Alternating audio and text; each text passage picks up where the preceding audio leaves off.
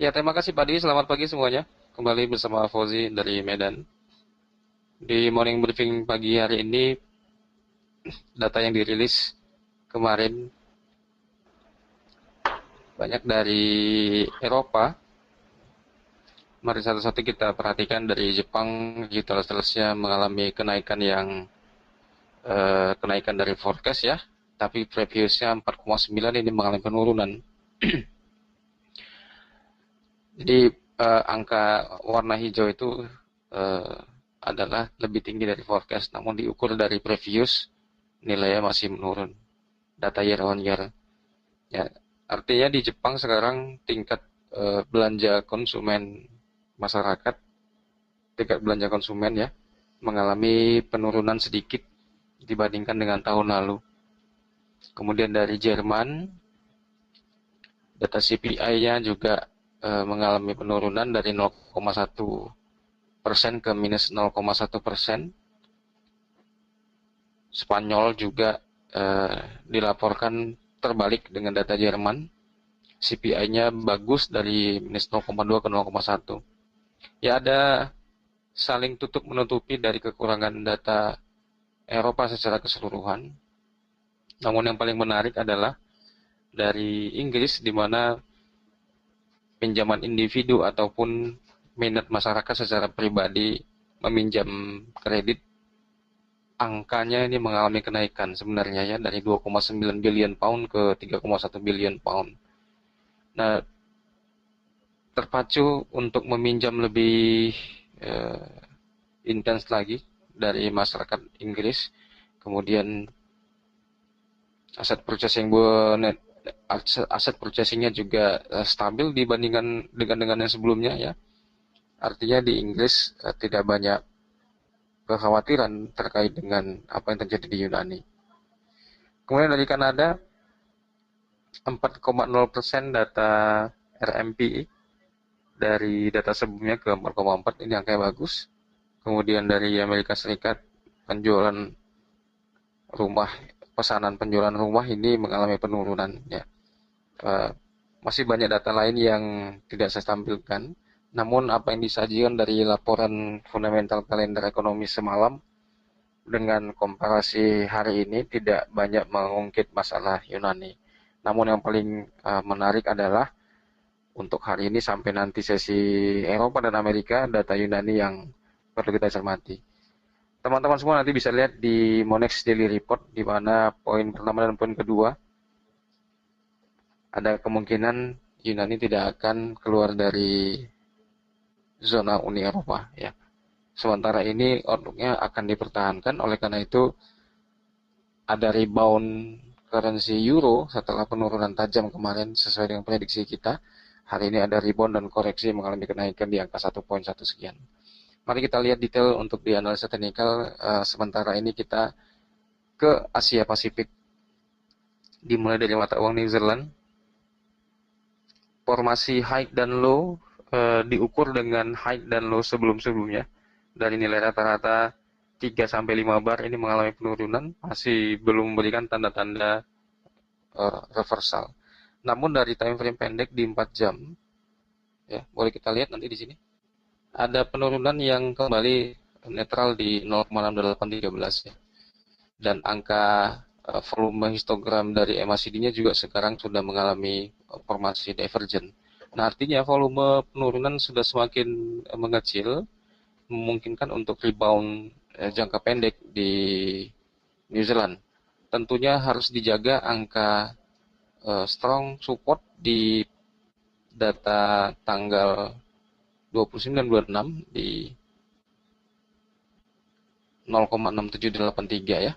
Ya, ini adalah harapan kita dari zona ini merupakan wilayah area untuk formasi uh, area buy ya. Area buy di sini dengan batasan stop loss di 0,6750 ya. Di bawah ini sedikit untuk penempatan posisi stop loss. Nah, oleh karena itu untuk di outlook teknikal kita 0,67 adalah wilayah psikologi ke support yang paling jauh ditembus untuk di pelemahan mata uang New Zealand. untuk penguatan ataupun koreksi New Zealand, prediksi kita kembali ke angka 0,7. Selanjutnya di Australian Dollar, dari penurunan dan open gap di bawah ada koreksi kembali di 0,77 saya kira, ya di 0,77. Outlook jangka menengah dan jangka panjang kita masih mengalami penurunan, ya, di mana menarik garis trendline seperti ini dengan wilayah resisten sebagai batasan stop loss. Rekomendasi terbaik kita juga untuk hari ini posisi sell di Australian Dollar. Selanjutnya di mata uang USD Japanese Yen, terjadi volatilitas yang cukup menarik ini Pak Dwi, di mana pelemahan mata uang lain selain dolar.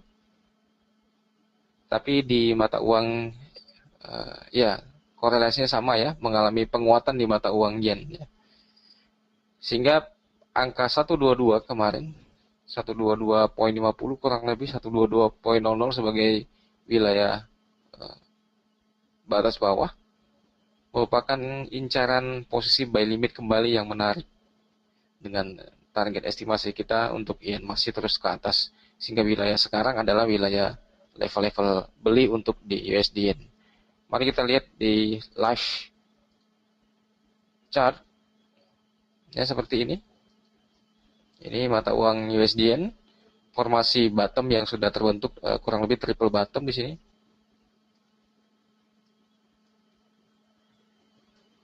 Ya, ada formasi triple bottom yang tidak dia tembus kalau kita tarik Fibonacci-nya dari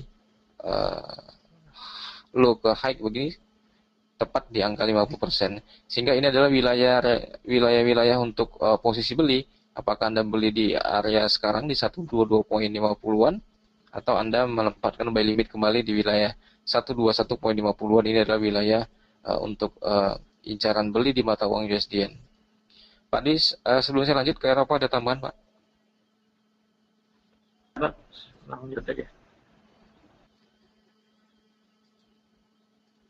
Baik, untuk di Euro Yen, formasi double top yang kemarin kita sarankan hold posisi untuk nge-sell cukup menarik. Ini jauh sekali dari 137, 138 kurang lebih, ini jatuh sampai di 133 ya, 500 poin. Ini menarik. Sekarang market mengalami koreksi tepat berada di resistensi 137.00. Ini adalah rekomendasi terbaik untuk langsung on the spot posisi transaksi mata uang di currency rate, cross rate maksud saya.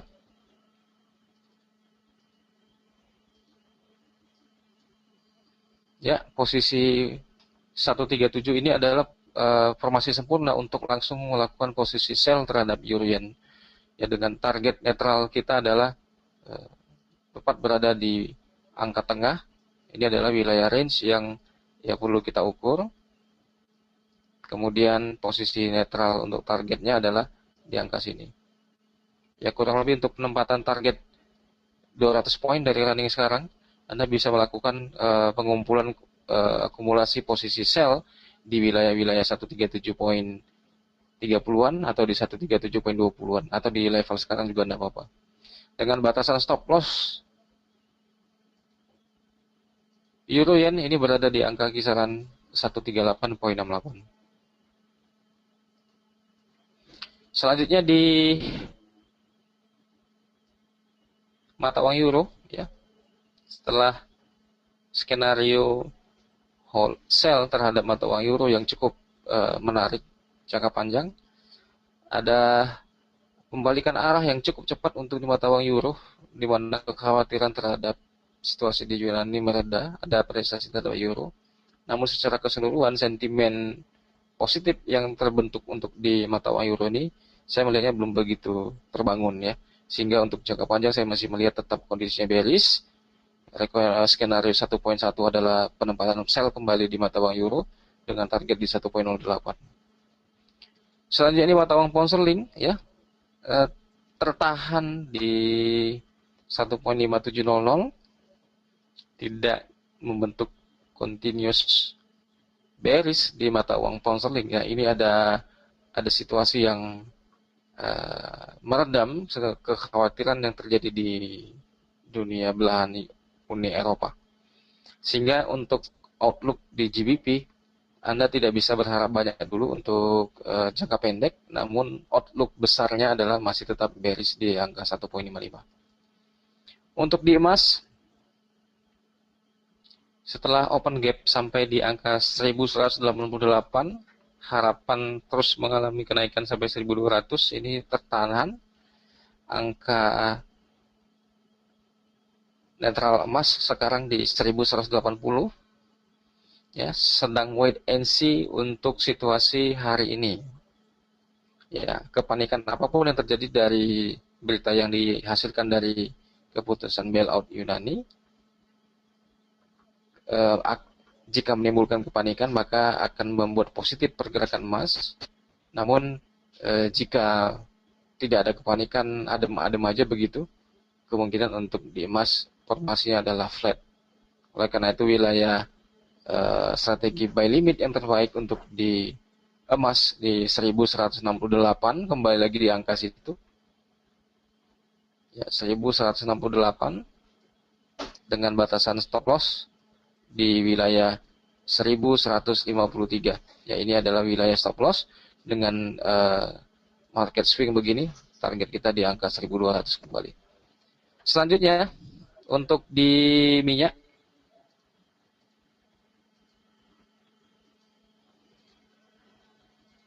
ya, untuk di minyak setelah cukup lama di rentang 61,54 dan 58,71, hari ini minyak mengalami pergerakan performa negatif, turun di bawah 58,50.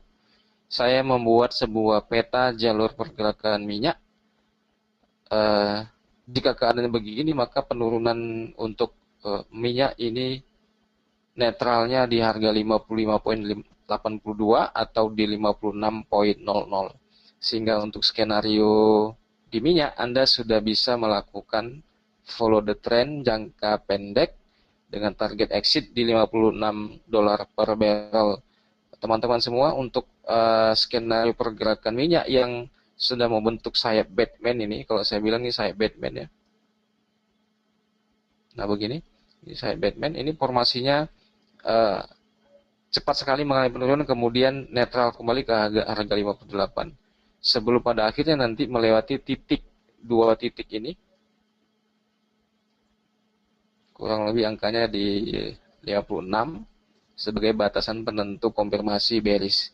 Jika market candlestick daily-nya open-nya di bawah 56,00, kemudian melewati breakout 55,82, nah ini akan kita analisa dan kita ukur lagi kemana pergerakan minyak. Namun untuk saat sementara ini pergerakannya melemah sedikit ke angka 56,00 dan 55,82. Ada sekitar pergerakan $2,5 per barrel range untuk di oil. Didukung dengan data technical MACD yang volumenya juga tidak begitu banyak, namun angkanya negatif. Demikian morning briefing dari Medan, Pak Dwi. Bisa disimpulkan untuk analisa teknikal dan outlook market sepekan ini. Ya, kesimpulan utama tentu saja di euro.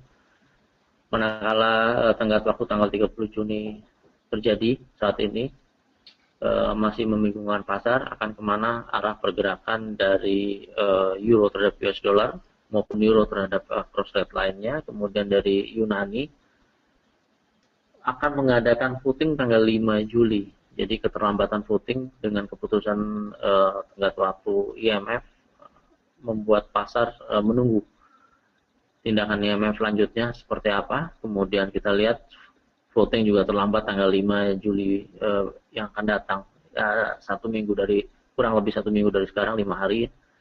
Jadi saya kira terombang-ambingnya dari pergerakan dapat dimanfaatkan dengan pemasangan posisi stop loss untuk pengamanan margin di kita. Kemudian juga dari stock index kemarin terpengaruh, sekarang sudah normal kembali.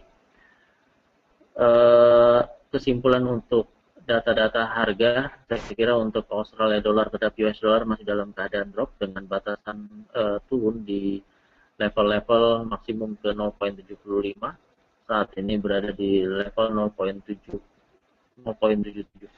Kemudian Indonesian dollar juga masih dalam keadaan drop, tren yang terjadi masih dalam keadaan bearish, dapat dimanfaatkan apabila terjadi harga di 0,67730, pengambilan posisi buy limit dengan batasan stop loss yang tidak terlalu besar dengan akan harga sudah terlalu bawah. Kemudian di dolar yen kita lihat di sini pada dalam keadaan stagnan juga. Kemudian batasan buy limit sekarang telah mendekati di angka 122.50. Kemudian target cukup lumayan di 124.19. Kemudian manfaatkan juga dari formasi triple bottom yang terbaca di 122.45. Kemudian di euro yen masih dalam keadaan drop, terpengaruh dari berita negatif di euro terhadap US dollar, berita negatif di Yunani, sehingga terbawa juga pergerakan di euro yen mengalami bearish. Kemudian wilayah sell 137 dengan stop loss 138.68. Kemudian target 200 poin ke bawah di kisaran 135. Kemudian di euro yen yang menjadikan pokok utama kita, di euro US dollar yang menjadikan pokok utama pembicaraan kita dalam tempo terakhir ini,